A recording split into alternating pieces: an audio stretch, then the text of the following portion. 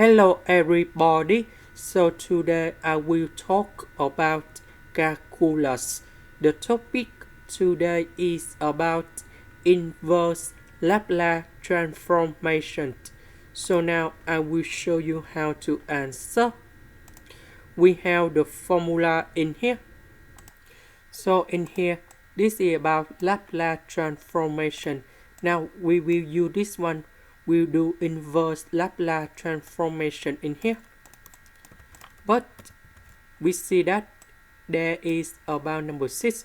So n plus 1 equals to number 6. So n equals to number 5.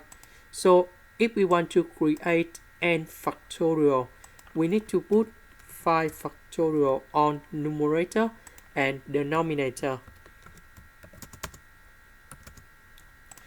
So now in this situation, n equals to number 5 and a equals to number 6.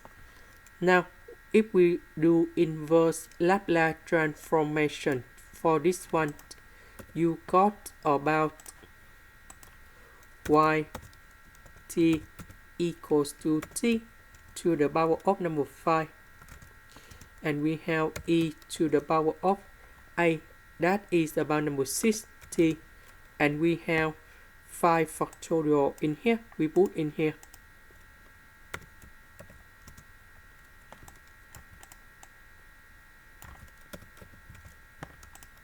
And this is the final answer. This is the end. Thank you for watching.